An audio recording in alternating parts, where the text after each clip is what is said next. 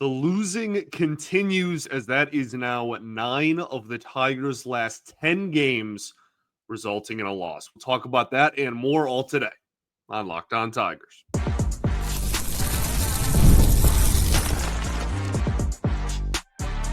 You are Locked On Tigers, your daily Detroit Tigers podcast. Part of the Locked On Podcast Network, your team every day.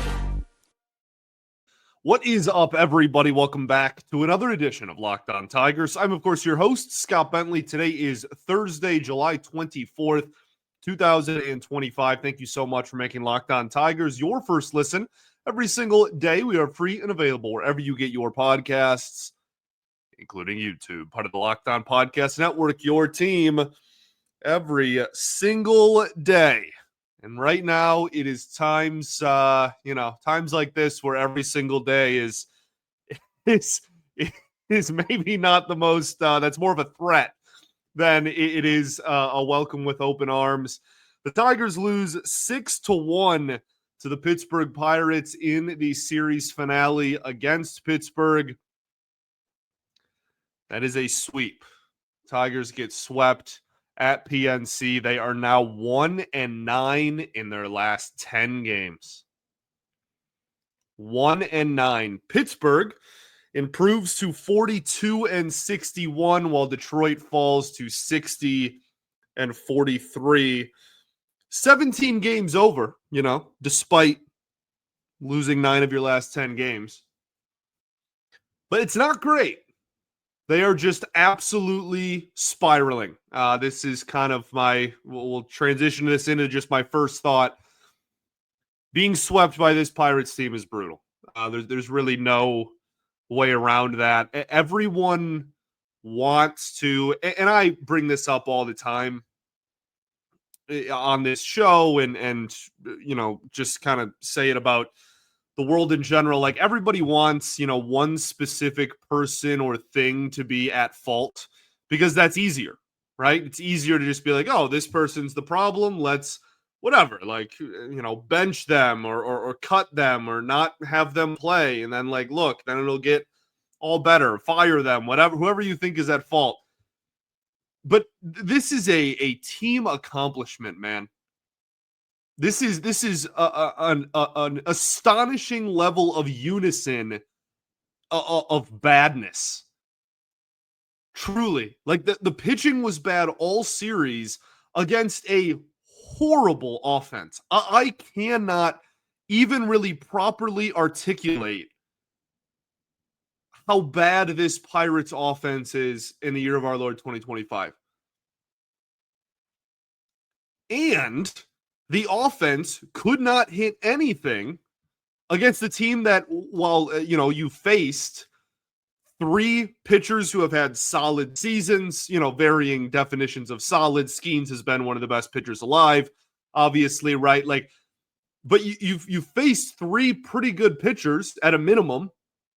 Start the bar at pretty good. But ultimately, this is a team that going into this series was 20 games under 500. You could not score off of anybody they put on the mound. Relievers, starters, varying success on the season, didn't matter. You didn't face Paul Skeens for, 27 innings. That is not all those things I just laid out. That is not any one person's fault, dude. That is everybody. That is every facet of the game just being brutal. And now you leave Pittsburgh to come back home for the weekend. You face a Blue Jays team that is on fire, and it's a 4-game set. Woof. So let's talk about what went wrong a little bit more in depth. We'll start with the offense. Obviously, nothing really went super well in this ball game. Offensively, 5 total base runners, 6, I think. No, 5 total base runners, 5 hits, no walks. 0 walks is never something I'm going to be too happy about. 10 strikeouts. not great, along with the 5 base runners and 0 walks, and 1 total run. I started making my show sheet, and I was like, we'll talk about some of the individuals that I thought, didn't take very good at bats and didn't have, good plate appearances in this game. And I ended up with this list, okay? And I laughed because I realized that it was just almost the entire lineup. Meadows, Vierling, Perez, McKinstry, Dingler, Baez. So the only people I didn't really have too much of an issue with their at-bats were Glaber, Jahmai Jones, Spencer Torkelson. That's kind of it. I guess Colt Keith went 1 for 1. So I just named, again, nearly the entire lineup card from this game. It was such uncompetitive at-bats, dude. Such uncompetitive at-bats. Lifeless ABs. And this was not even a competitive ball game really at any point. And we'll talk about the pitching, like I said. Obviously, Melton did not have a very good outing. You were down 1-0 at the end of the first, 5-0 at the end of the second, 6-0 at the end of the third. That's not going to help anything or anybody. But all of the things that we praised this team for in the first half when they were winning a bunch of games have just completely gone away in this last 10-game sample.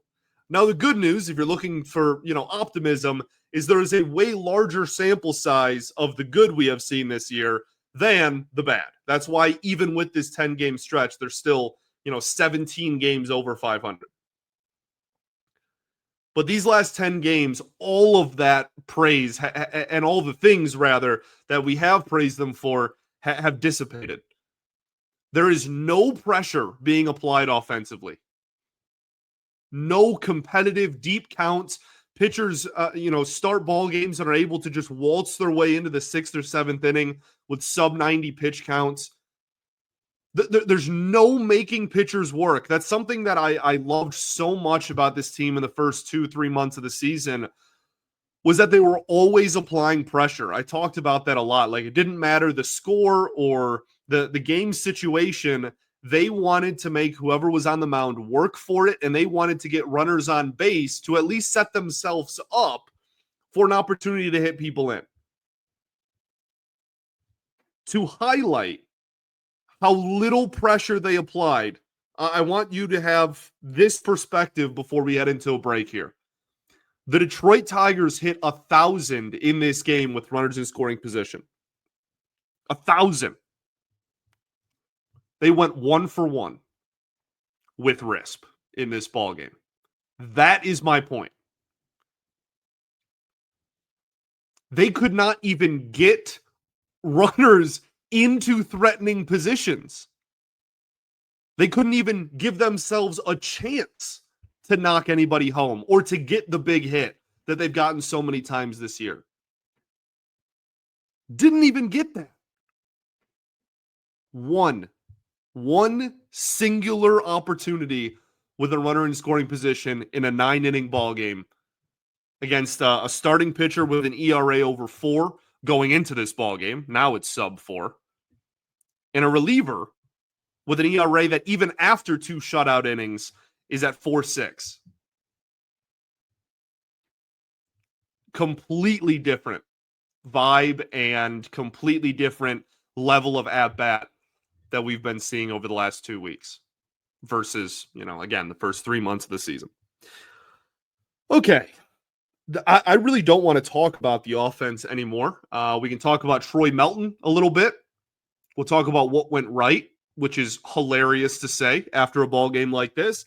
And then we'll talk stuff, okay? We'll do that right after this. Today's episode is brought to you by Game Day Hue. For Tigers fans like me, this one really hits the mark. Game Day Hue makes clean, no-logo gear with team-inspired colorways for every pro and college fan base. It's all about letting your colors speak for you. No giant logos, just smart, versatile style that works on game day, on the course, or anywhere in between. There's so much fun gear over there. I love rocking it on the course. Went golfing with my roommate last weekend. Subtle, stylish, and I can rep my team. And like, it's not like, oh, like it's just, orange or whatever. Like you see it and you know what team they are representing. The hat also pairs perfectly with my usual gear. It doesn't replace my team's logo stuff. It just adds to the already extensive lineup. It's not just hats. Check out their split shade gloves as well, made for the golf course, or the perfect gift for a fan who has everything. Right now, you can get 15% off with code MLB15 at GameDayHue.com. That's GameDayHue.com. The code even stacks on bundle deals, so now is the time to load up. Let your colors talk, because colors speak louder than words. That's GameDayHue.com, code MLB15. All right, everybody, welcome back here. Segment 2, Locked On Tigers. Appreciate y'all for tuning in. As always, making us your first listen every single day. Shout out to the everydayers that do tune in every day, even after rough stretches like this. I appreciate you all so, so much. And we will keep the ball rolling, rain or shine, win or loss, no matter what happens the rest of the way. We are not going anywhere here on Locked On Tigers. Tigers lose 6-1 to the Pirates.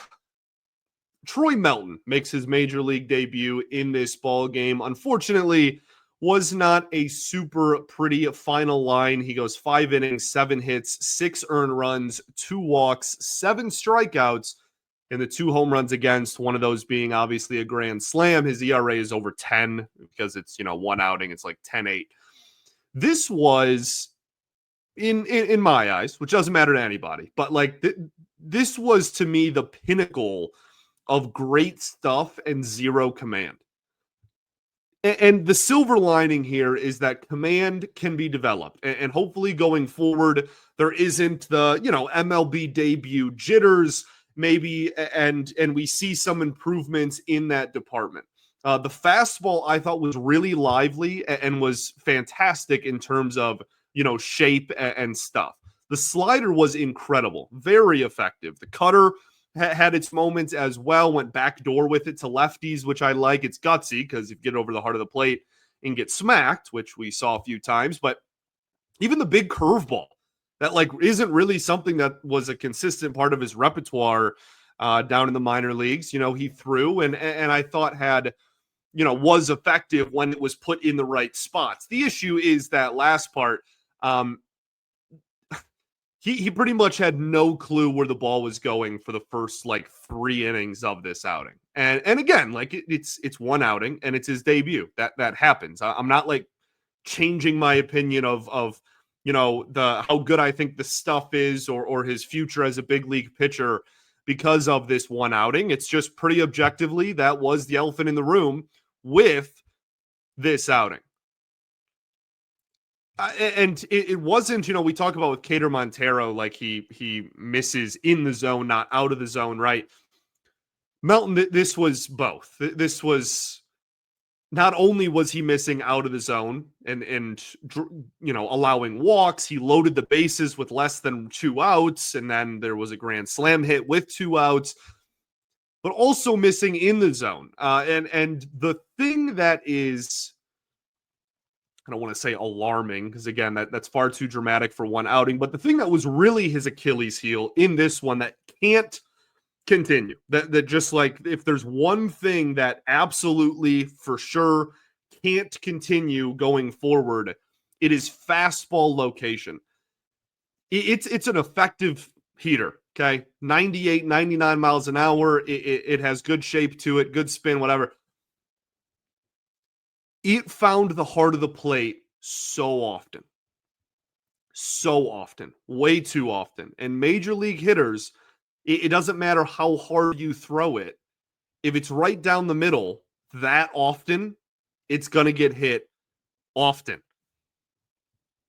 So when it was on the edge or when it was elevated and it was put where, the call was or where he, the general area he wanted it, it was effective. That was just very few and far between. And it got smacked very often because of the fact that it was over the heart of the plate as frequently as it was. So, like the bad news is the lack of command put the Tigers down early, and that is just with where this team is at and kind of the spiral that's happening. The last possible thing the Detroit Tigers needed was to be down 6-0 after 3 innings. But the good news is that he settled down a little bit after that 3rd inning, kind of reset, and I think showcased the good stuff. 7 strikeouts in 5 innings, given how much he struggled, is again, I'm not trying to make it sound like this was a great outing or anything. It wasn't. But if there is something you want to like look at and go, okay, what can we take going forward? That is it. Like that is him showcasing the good stuff that he does have and that we did see him have. There is, I think, objectively, I guess I think objectively makes it subjectively, but whatever. I think there's pretty clearly an MLB pitcher on the mound if he can hone in the command a little bit. And I'm already looking forward to his next outing to see if he settles in a little bit more, because I think that there's a guy that can really help this team down the stretch in there. It's just a matter of whether that's a starter or a reliever, or if he makes the appropriate adjustments to become that. What went right? Very little. I guess they didn't have any errors in this game. Wow, is that where we're at? The team commits 0 errors and we're throwing a parade? Is that where we're at? I don't know. I mean, compared to game 2, like that is a pretty big difference. There you go. Evan Petzel just tweeted, some quotes from Troy Melton. He said, "You're nervous. It's the first one. I haven't really taken time to soak it in.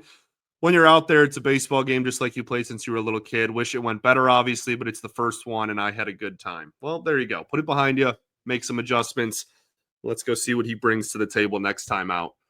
Chase Lee, if there's one player who like you can say had a good day for the Tigers, I think it pretty clearly is him and may only be him. 2 innings of perfect baseball with 3 strikeouts.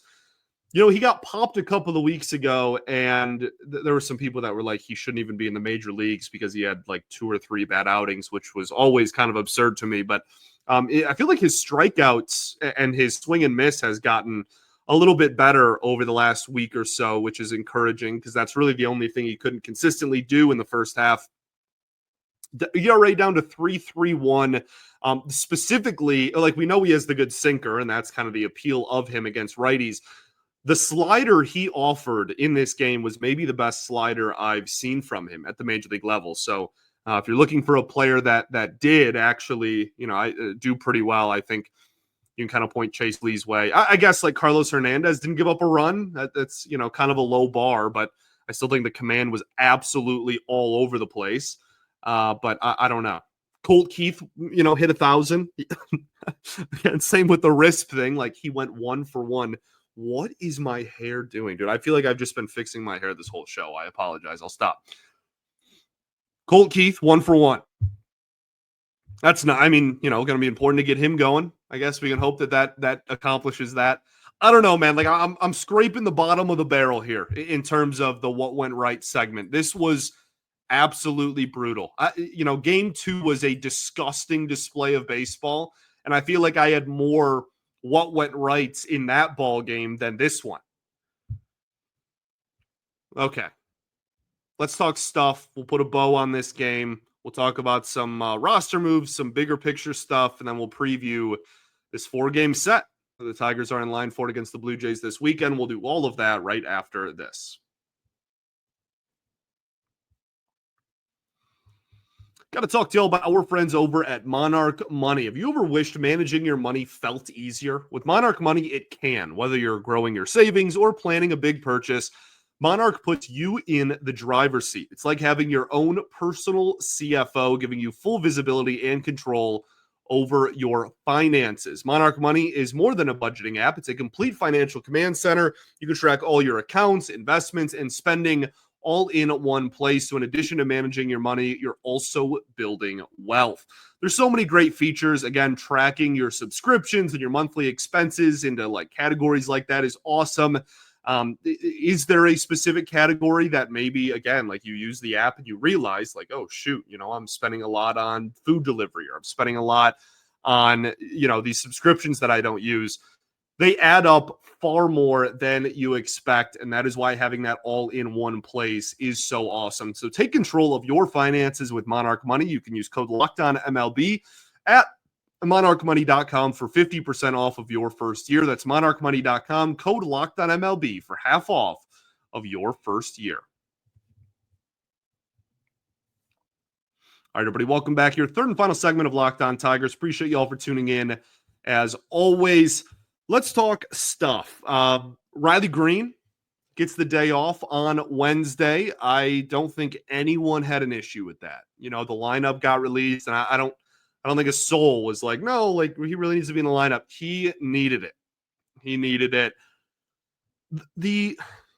I had this conversation today. It is astonishing to me how his slumps are not just like bad results. Like, you know what I mean? It's not just like, oh, his batting average goes down, but everything else is, consistent. Like, he's still hitting the ball hard, and it's just like the ebbs and flows of the season. Like, no, his slumps are like legitimately, I cannot make physical contact with the baseball. I'm not sure I've seen anything like it. Like, we've seen hitters like Joey Gallo and Adam Dunn, right? Like guys who do, but they consistently strike out a ton and don't make any contact ever. And like on the times when they do, they're obviously home runs. They're the 3 true outcome guys, right? They walk a lot. Green is not that. His strikeout rate goes down when he's on a heater. He puts the ball in play. He has a high batting average when he's seeing the ball well.